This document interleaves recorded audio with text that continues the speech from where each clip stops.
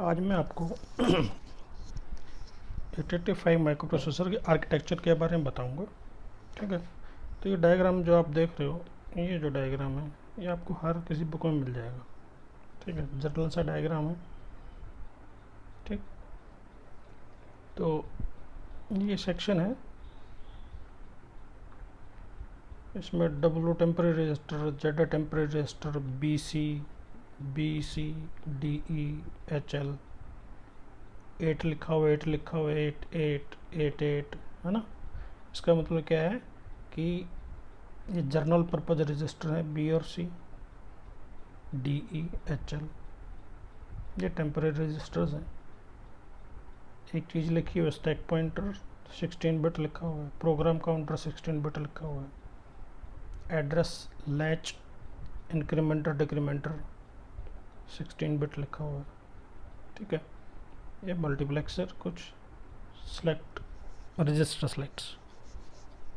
ठीक है, इधर इंस्ट्रक्शन रजिस्टर है, इंस्ट्रक्शन डिकोडर है, टाइमिंग एंड कंट्रोल है, अर्थमेटिक लॉजिक यूनिट है, फ्लैग रजिस्टर्स है, फिर टेम्परेरी रजिस्टर है, ये भी 8 बिट है, आपका ALU भी 8 बिट है।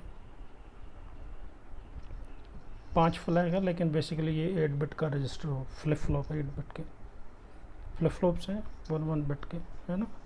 तो 8 बिट का है ये, एक्यूमुलेटर भी 8 बिट का है। इधर इंटरप्ट कंट्रोल है, 6 इंटरप्ट होते हैं, 5 इंटरप्ट हैं। ये ट्रैप, RST 7.5, 6.5, 5.5, INTR और INT है। तो 6 पिन ये होगी। एक सीरियल IO कंट्रोल है, सीरियल कम्युनिकेशन के लिए, serial input data, serial output data. ठीक है, तो जो आपका 8085 है उसमें 14 के करीब कंट्रोल सिग्नल्स हैं। ये इस तरफ ये सारे 14 के करीब हैं।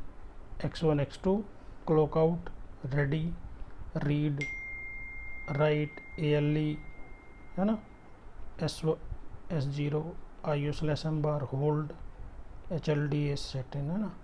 ये आपको पिन आउट डायग्राम में ज़्यादा अच्छे से पता चल गया होगा, है ना। तो ये कंट्रोल सिग्नल से control timing and control unit से निकलते हैं सिग्नल सारे।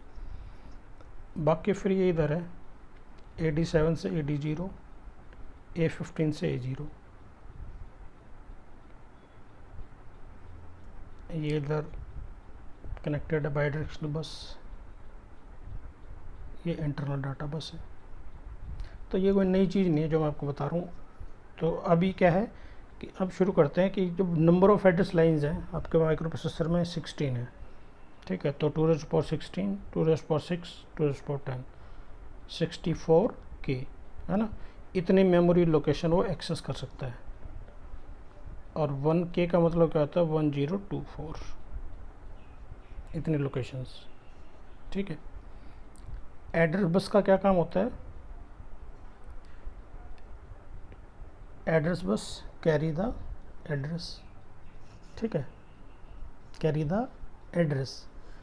तो अब जो एड्रेस बस हो कितनी है, 16 बिट की है। ठीक है, ये लिखा हुआ है। तो इतनी लोकेशन वो 64 के लोकेशंस एक्सेस कर सकती है आपके एड्रेस बस। ठीक, उसके बाद एक डाटा बस है जो IO से मेमोरी, मेमोरी से IO या प्रोसेसर के बीच में डाटा ट्रांसफ़र करती है। वो कितने बिट की है, वो यहाँ पे 8 बिट की है।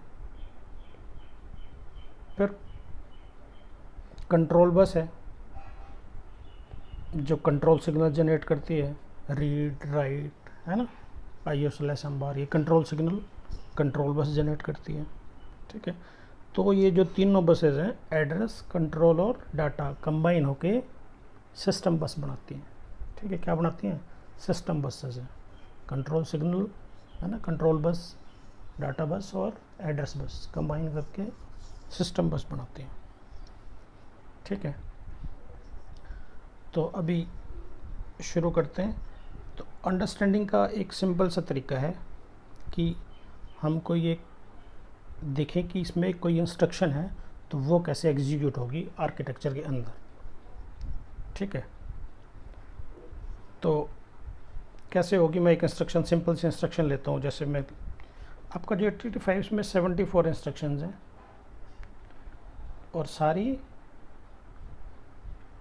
इंस्ट्रक्शंस का जो ओप कोड है ना, ओप कोड, जैसे मैं कोई लिखता हूँ यहाँ पे ऐड बी लिखता हूँ, ठीक है, तो ये तो निमोनिक्स है ना, निमोनिक्स स्पेलिंग देख लेना, निमोनिक्स है ये, ठीक है। तो ये निमोनिक्स है, तो ये आपके कंप्यूटर में इस तरह से सेव नहीं होगा, ये तो बाइनरी फॉर्म में सेव होगा। तो ये जो बाइनरी फॉर्म है ये ओप कोड है, ठीक है। इस बाइनरी फॉर्म का फुल फॉर्म है ऑपरेशन कोड, ऑपरेशन कोड, ठीक है। आप जो लिखते हो वो निमोनिक्स हैं, वो ऐड बी जैसे मैंने लिखा वो सेव होगा बाइनरी फॉर्म में, है ना। वो बाइनरी फॉर्म बेसिकली क्या होती है, उसको बोलते हैं ओप कोड, है ना। इसका फुल फॉर्म होती है ऑपरेशन कोड, ठीक है। ये ओप कोड नहीं है, ये तो निमोनिक्स है, ठीक है। एक को जैसे इंस्ट्रक्शन लिखता हूँ मैं MVI A,25H, ठीक है।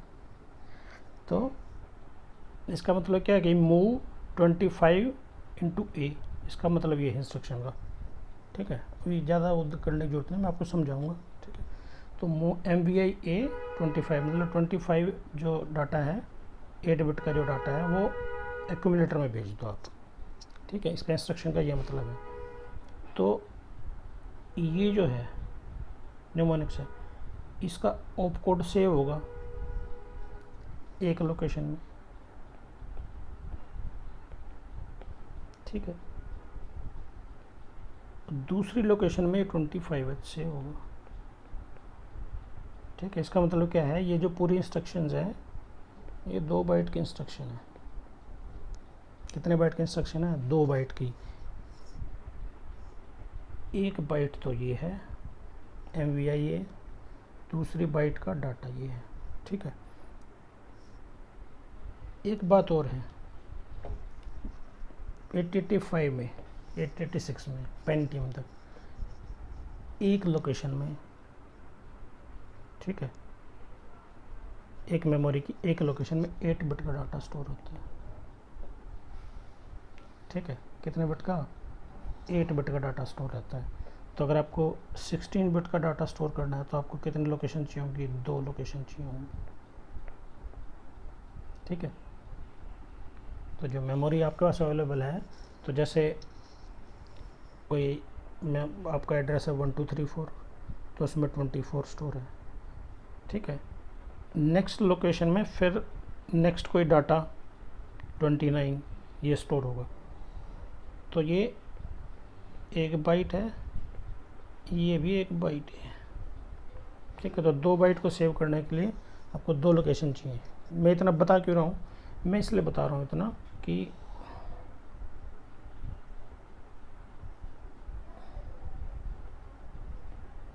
जब कोई इंस्ट्रक्शन लिखते हो आपने इंस्ट्रक्शन लिखी MVI A25H, ठीक है, आपने इंस्ट्रक्शन लिखी। तो जब ये सेव होगी तो 2 लोकेशन पे सेव होगी। मैं एक लोकेशन लिख देता हूँ 00 पे सेव हो जाएगा। ये जो इसका कोड ऑप कोड ये भी कितना होगा, 8 बिट का होगा ये, ठीक है। मैंने पहले बताया कि हर ऑप कोड 8 बिट का है, हर इंस्ट्रक्शन का जो ऑपरेशन कोड है वो 8 बिट का है। तो एक लोकेशन पर ये सेव होगा, अगले लोकेशन पे 25H सेव होगा, ठीक है। सेव कर दिया। अब प्रोग्राम कैसे एग्जीक्यूट होता है, आपने लिख दिया, ये प्रोग्राम कैसे एग्जीक्यूट होगा। पहले जो चीज़ आती है वो आती है प्रोग्राम काउंटर, ठीक है। तो प्रोग्राम काउंटर क्या होता है, प्रोग्राम काउंटर स्पेशल रजिस्टर है विच इज 16 बिट का स्पेशल रजिस्टर है। और क्या कैरी करता है, it carries the address of next instruction। क्या कैरी करता है? एड्रेस कैरी करता है, वो डाटा कैरी नहीं करता। वो जो नेक्स्ट इंस्ट्रक्शन है उसका एड्रेस कैरी करता है वो, ठीक है। तो आपने प्रोग्राम फीड कर दिया, तो पहले जैसे लोकेशन आई 000 आपके प्रोग्राम काउंटर में, ठीक है। तो ये जो 00 है 16 बिट है, ये लोअर बाइट है, ये हायर बाइट है ना। ये जो लोअर बाइट है लोअर एड्रेस बस पे जाएंगी, ये हायर एड्रेस बस पे जाएंगे। लोअर एड्रेस बस कौन सी है? A7 से A0, A15 से A8, ठीक है।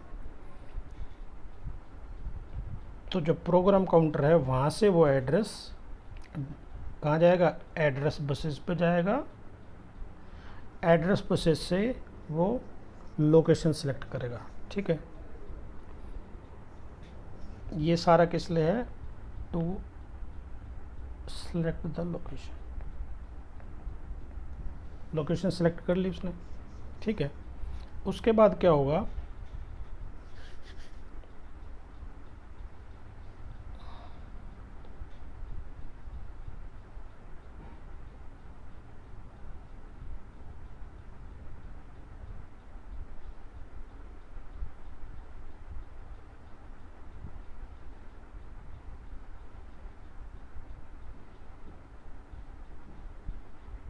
लोकेशन सेलेक्ट होने के बाद क्या होगा? कंट्रोल सिग्नल जनरेट करेंगे, कंट्रोल यूनिट है ना। कंट्रोल सिग्नल जनरेट करेंगे, तो जब कंट्रोल सिग्नल जनरेट होगा उसके बाद डाटा बस आएंगी। तो data bus takes the data to instruction register.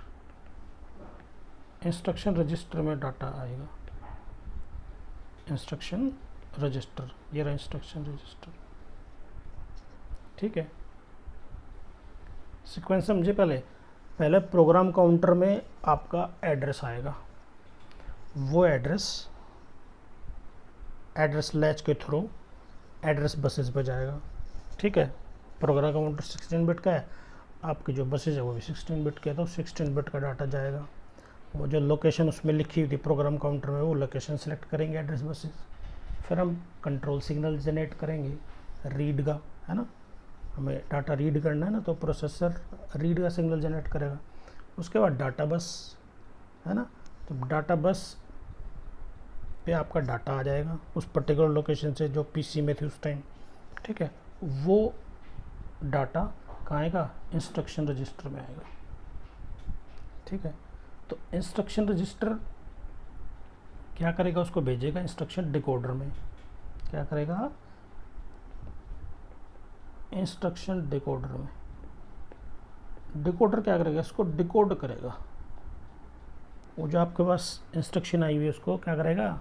Decode करेगा। डिकोड का मतलब क्या है कि वो जो 8 बिट का जो डाटा लिखा हुआ है, वो जो ये जो डाटा लिखा हुआ है ना, 8 बिट का जो डाटा है उसका मतलब क्या है? उसका मतलब क्या है? मतलब कि क्या क्या ऑपरेशन करना है उसके ऊपर, ठीक है। आपने MVI लिखा था, ठीक है। प्रोसेसर ने वो कुछ इस फॉर्म में सेव कर दिया, ठीक है। जब ये फॉर्म कहाँ आएगी? ये फॉर्म आएगी ना आपके इंस्ट्रक्शन रजिस्टर में, ये फॉर्म आई। अब इस फॉर्म को डिकोडर डिकोड करेगा कि आप क्या चाह रहे थे, मूव करना था आपको, ए में कुछ मूव करना था, ठीक है। तो ये जो है, ये जो अंडरस्टैंडिंग है, इसको देख के कि क्या काम करना, ये काम करना था, ये कौन सा करता है? इंस्ट्रक्शन डिकोडर करता है ये काम, ठीक है।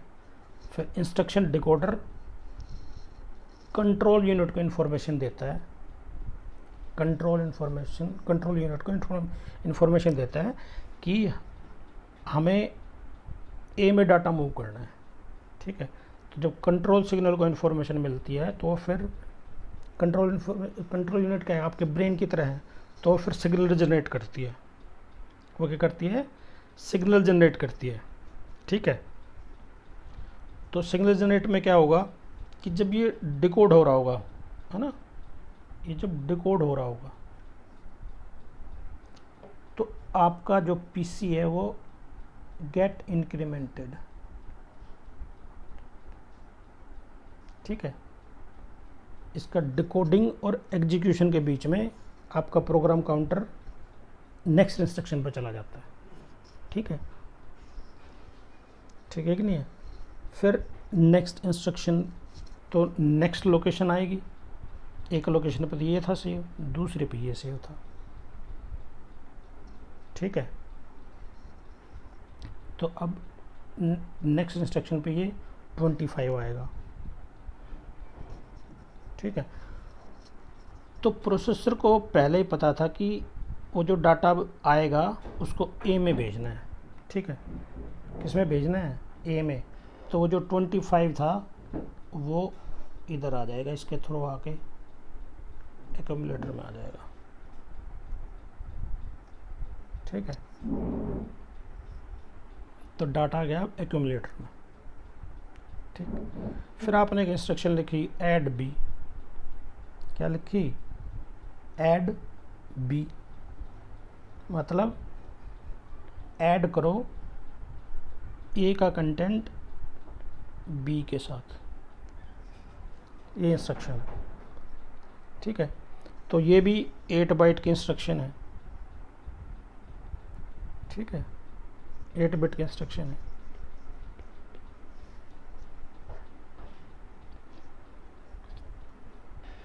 तो अब जैसे हम इधर आएंगे एक्यूमुलेटर में,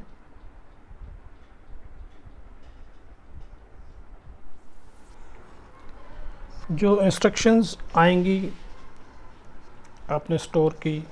ठीक है, स्टोर करने के बाद आपके इंस्ट्रक्शन रजिस्टर में आई हैं, इंस्ट्रक्शन डिकोडर डिकोड की। ठीक है, कंट्रोल सिग्नल जनरेट की।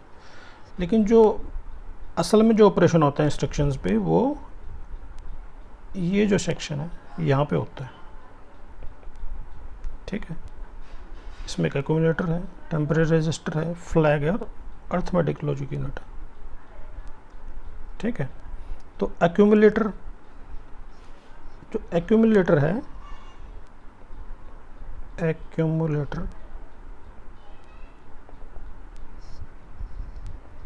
एक्यूमुलेटर है ना, एक्यूमुलेट करता है वो।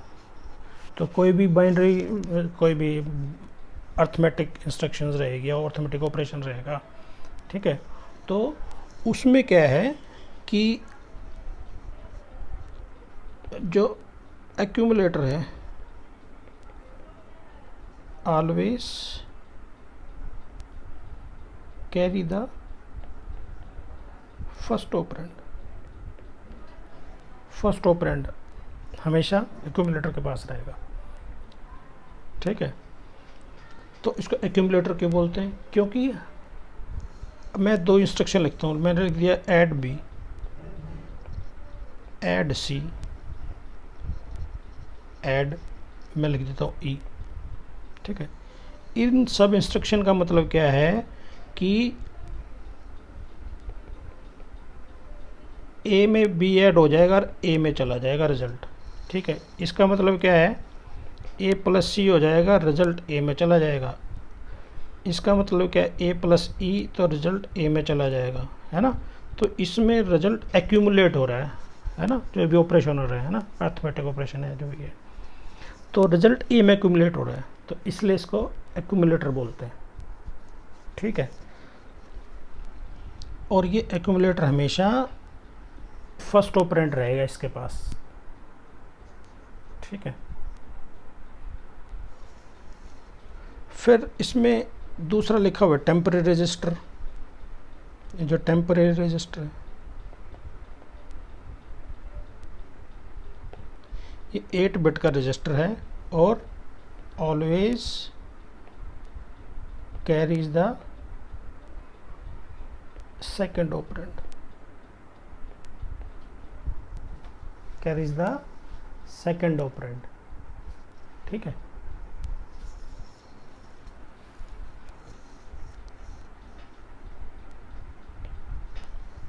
एक्यूमुलेटर और ये जो आपका टेम्परेरी रजिस्टर है, ठीक है, समझ में है। फिर ये पार्ट है, ये अर्थमेटिकल लॉजिक यूनिट है। जितने कैलकुलेशंस होंगे, जितने ऑपरेशंस होंगे डाटा के ऊपर, वो सारे अर्थमेटिक लॉजिक यूनिट में होते हैं। ठीक है, तो ये कितने बिट की है? 8 बिट की है। ठीक है ना, क्योंकि हमारी जो डाटा बस है, प्रोसेसर, वो भी 8 बिट का है, तो अर्थमेटिक लॉजिक यूनिट भी 8 बिट की है। ठीक है, तो जब आप ऑपरेशन करते हो तो आपकी ALU हो गया, ऑपरेशंस हैपन्स हियर। उसके बाद है फ्लैग रजिस्टर।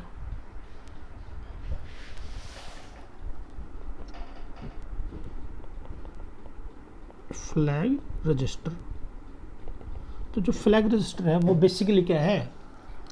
वो जो करंट रिजल्ट है ना, करंट रिजल्ट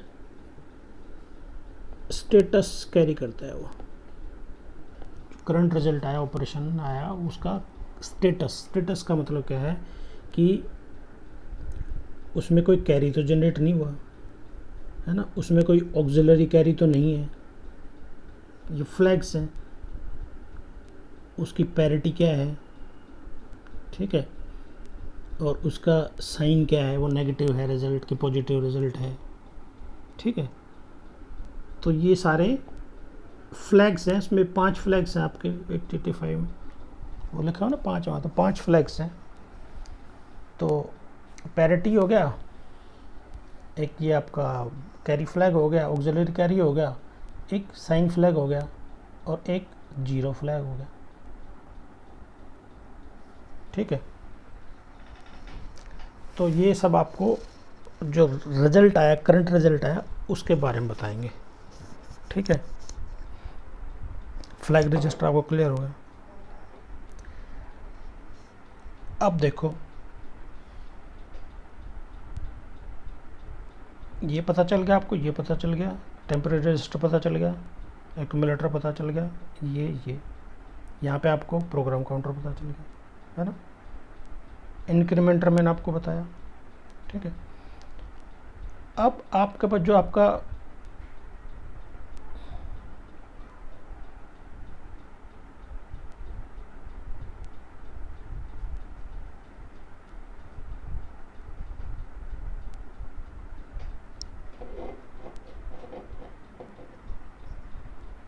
अब इसमें एक चीज आती है, स्टैक पॉइंटर। स्टैक पॉइंटर, तो स्टैक पॉइंटर क्या है?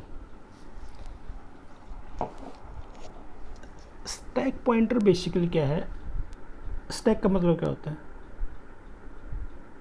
कलेक्शन ऑफ आइटम्स को सिलेक्ट बोलते हैं इसे।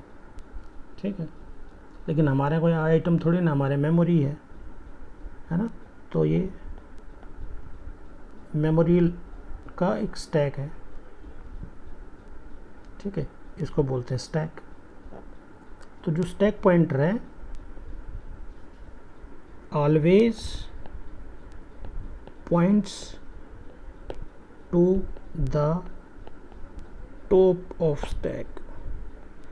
जो स्टैक का ऊपर वाला है, इसका एड्रेस कैरी करता है। क्या कैरी करता है? पॉइंट्स टू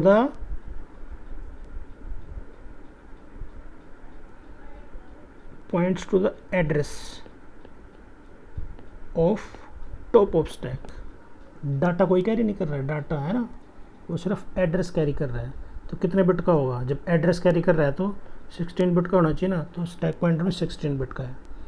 ठीक है, जो स्टैक पॉइंटर है वो काम करता है फर्स्ट इन लास्ट आउट। ठीक है, फर्स्ट इन लास्ट आउट। तो इसको प्रोग्रामर यूज़ कर सकता है, ठीक है। मेमोरी में कोई लोकेशन इनिशियलाइज करेगा, ठीक है, वो टॉप ऑफ स्टैक हो जाएगा, उसमें आप डाटा स्टोर कर सकते हो, ठीक है।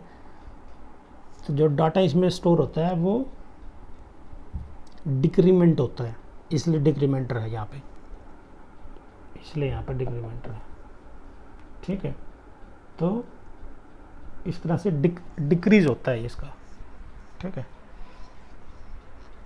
तो जब आप इसमें डाटा फीड करोगे तो एक इंस्ट्रक्शन यूज़ करते हैं पुश, और जब इसमें से डाटा निकालोगे तो उसको बोलते हैं पॉप, पुश और पॉप, ठीक है।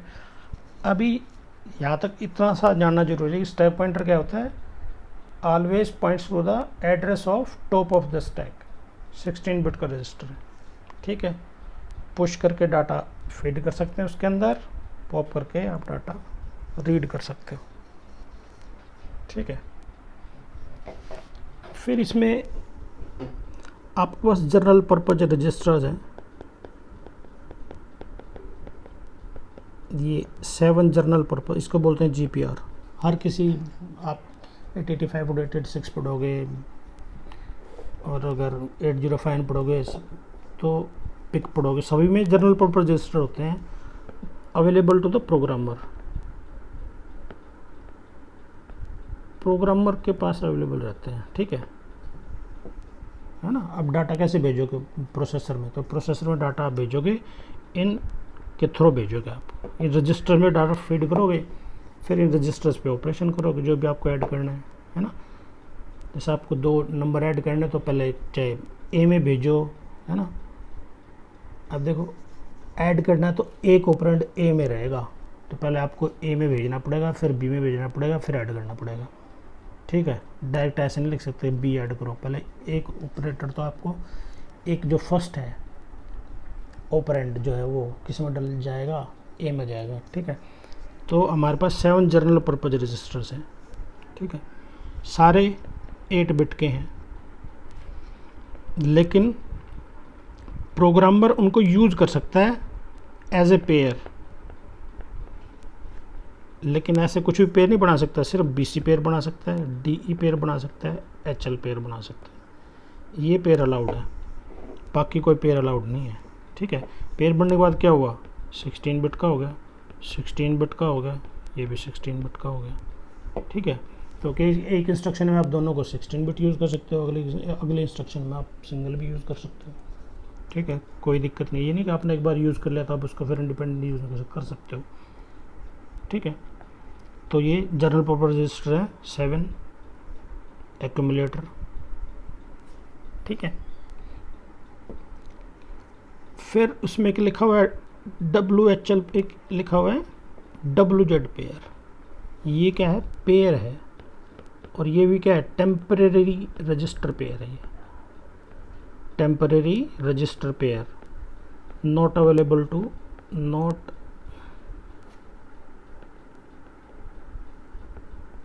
Not available to the programmer को अवेलेबल नहीं रहता है, क्यों, प्रोसेसर इसका यूज़ करता है ना, इसलिए अवेलेबल नहीं है, ठीक है।